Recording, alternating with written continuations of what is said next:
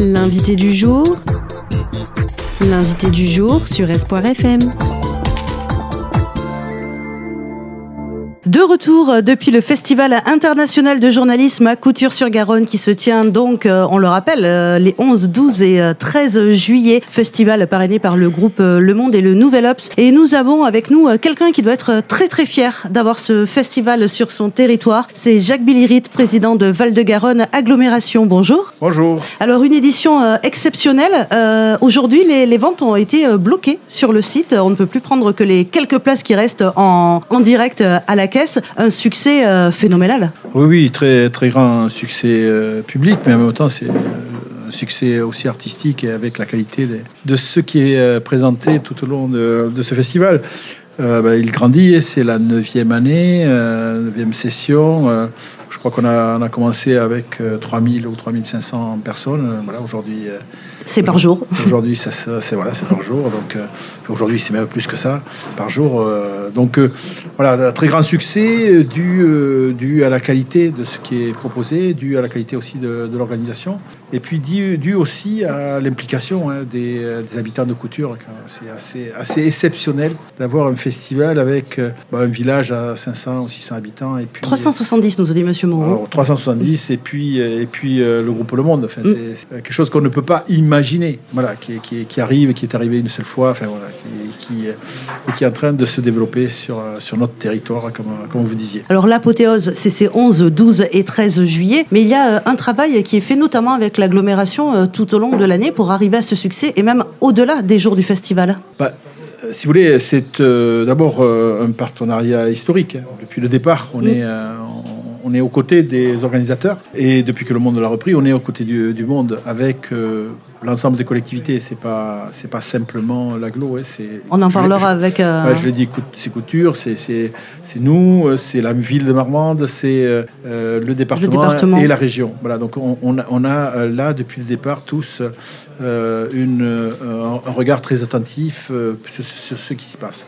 Bien sûr, c'est pas que 3 jours. Ce serait que 3 jours, ça poserait d'autres problèmes. C'est-à-dire que ça viendrait comme quelque chose qui ne pourrait pas vivre. Donc nous, on les accompagne d'abord sur une partie logistique, puisque toute la partie transport, toute la partie déchets, c'est avec nous, et puis également une grande partie du travail jeunesse que l'on fait en particulier sur ce festival-là. Oui, parce que le transport, il faut rappeler, il y a des navettes qui sont mises en place. Il y a des navettes qui sont mises en place à partir de la gare, de manière à ce que les festivaliers qui arrivent par la gare puissent venir ici de la manière la plus fluide possible.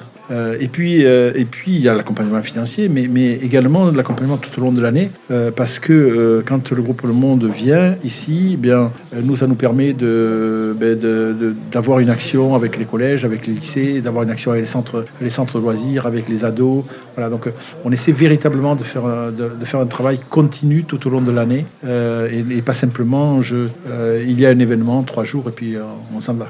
Et puis il y a également une implication qui est autre avec le groupe Le Monde et donc le Festival du journalisme. C'est cet incubateur qui l'année a son 2e appel à projet déjà. Oui. On a créé un incubateur l'année dernière autour des industries culturelles et créatives, parce que nous avions 2 festivals de notoriété nationale, voire internationale, donc le Festival international du journalisme et puis également le Garo Rock. Et on l'a créé avec eux de manière à pouvoir bénéficier aussi de leur savoir, pouvoir bénéficier aussi de leur connaissance, et puis aussi de la mise en valeur des projets. Donc on a eu un premier cru l'année dernière. Il y a d'ailleurs ici une expérimentation sur la partie communication d'un des incubés, et au Garo Rock il y avait deux incubés qui faisaient une expérimentation grandeur nature sur leurs produits. Avec cet appel à projet, juste j'en profite puisqu'on en discute, il est relancé jusqu'au 24 août, c'est ça ? Alors on a retenu dans un premier temps 4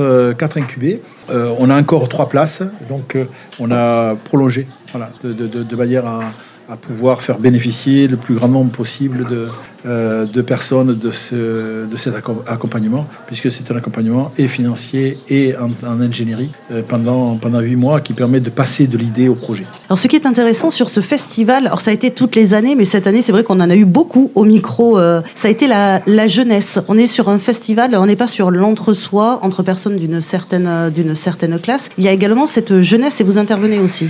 On a voulu faire, et puis il y a eu la création d'un espace cette année particulier, on a voulu faire véritablement un focus autour de la jeunesse, parce que ce que l'on voit, c'est que très souvent dans la ruralité, les jeunes n'ont pas accès de la même façon aux médias, à la culture. Et pour nous, c'est une interrogation, toujours.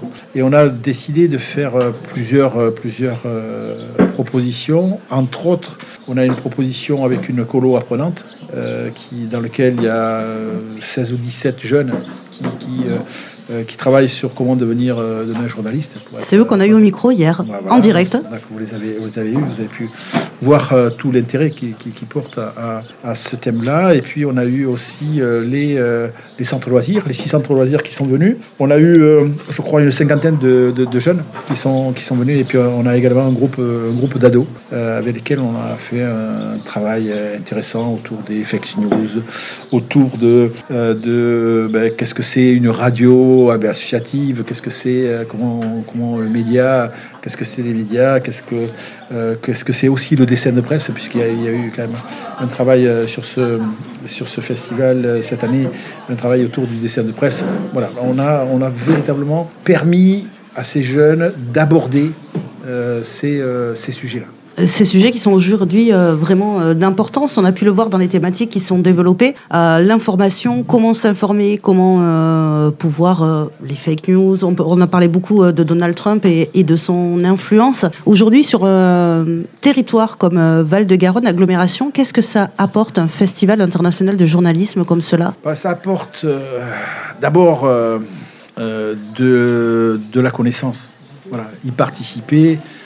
Vous avez vu le nombre de débats que nous avons autour de ça. Et donc, ça permet aux festivaliers de réfléchir, de s'informer, de se cultiver, de rencontrer, de démystifier aussi, puisqu'on voit les vedettes qu'on voit, les journalistes vedettes qu'on voit à la télé ou qu'on voit que l'on lit sur ces grands journaux, en fait ils sont là, ils parlent avec vous, ils mangent avec vous, ils déambulent avec vous. Et ensuite, ça a un autre effet, c'est que ça permet d'amener de la notoriété. Il est évident que le groupe de monde qui vient à Couture-sur-Garonne, ça donne de la notoriété à Couture-sur-Garonne, ça donne de la notoriété à notre agglomération, Val-de-Garonne, mais ça donne de la notoriété au Lot-et-Garonne.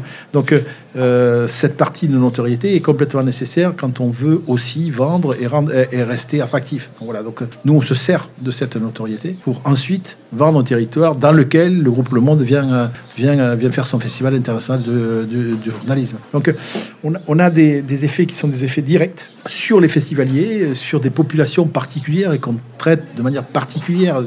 On vient de parler des jeunes, on fait en sorte que les locaux viennent participer également. On a toujours un thème très très local, là c'est la ruralité. C'est la ruralité, il y a de grandes questions, notamment sur les secrétariats de mairie. Voilà, on a véritablement des choses comme ceci, donc pour que localement les gens viennent participer à ce festival. Et puis après, on a quelque chose qui est beaucoup plus global, donc de la notoriété et qui sera le support demain de l'attractivité. Alors au micro avec moi, j'ai Maëva qui est donc stagiaire à Cristal FM en Dordogne, pas loin de Terrasson. Tout à fait. Voilà, Terrasson, c'est très bien. C'est même à Terrasson. N'est pas encore tout à fait. Et on en profite parce qu'elle a un regard un peu extérieur.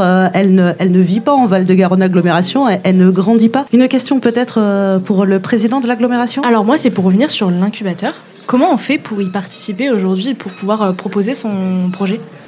Très simplement, on ouvre chaque année un appel à projet. Donc vous devez proposer votre idée Même s'ils sont de Dordogne, ils peuvent. Oui, bien sûr. Ensuite, il faut venir la défendre devant un jury dans lequel on a, je vous l'ai dit, on a le groupe Sud-Ouest qui est là. On a bien sûr l'agglomération, on a le département, on a la région qui sont présents. Et on a le groupe Le Monde qui est là avec le directeur du festival qui est là. Et puis également avec le Garo Rock et son directeur qui est là. Il faut que vous défendiez votre idée. C'est pas un moment très facile parce qu'en face c'est assez intimidant. Vous avez en face une dizaine de personnes qui sont à la fois bienveillantes mais exigeantes. Et donc et à la sortie, on vous dit ok, on vous accompagne pendant. Où on vous dit, écoutez, ça ne correspond pas exactement à ce qu'on recherche.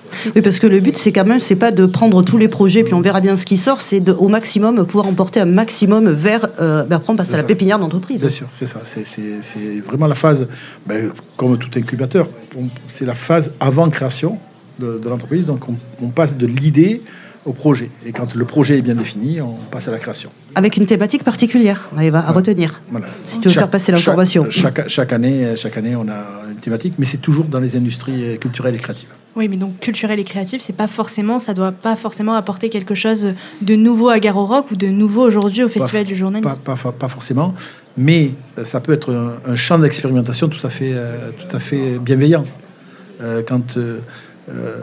Sur le Garo Rock, on a deux entreprises qui ont testé leurs produits. Un, c'était la distribution de boissons. Quand vous avez en face de vous 40 000 personnes, voilà, on est vraiment dans un test nature. L'autre, c'était sur une application sur la sécurité. Encore une fois, quand vous avez 35 ou 40 000 festivaliers, voilà. Là, on est dans des tests véritablement nature et qui permettent de regarder les choses à l'échelle 1. On avait pensé, mais là on le passe à l'échelle 1. Donc, et on voit si ça fonctionne, on voit si ça ne fonctionne pas, on voit éventuellement ce qui reste à faire, ce qu'il faut améliorer, ce qu'il faut.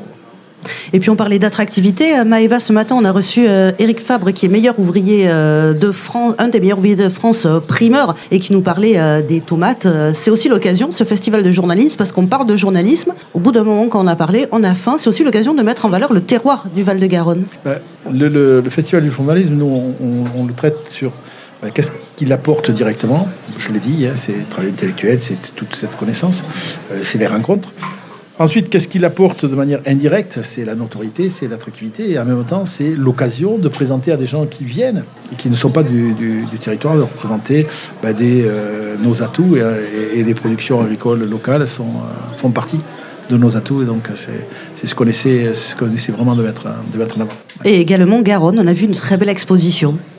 Ça, c'est Couture sur Garonne, donc évidemment que Garonne fait partie de ce festival. Merci beaucoup, Jacques Bilirit. Une dernière question, un peu comme ça. Alors, je sais qu'on a le temps avant la prochaine édition, mais vous, est-ce qu'il y a une thématique que vous aimeriez un jour peut-être voir, qui vous tient à cœur ? Ouais, moi, j'ai eu la chance d'en avoir fait passer plusieurs, donc je peux pas toujours. Moi, j'ai eu la chance de faire passer le rugby, j'ai fait la chance de faire passer l'agriculture, la ruralité. Une petite secrète.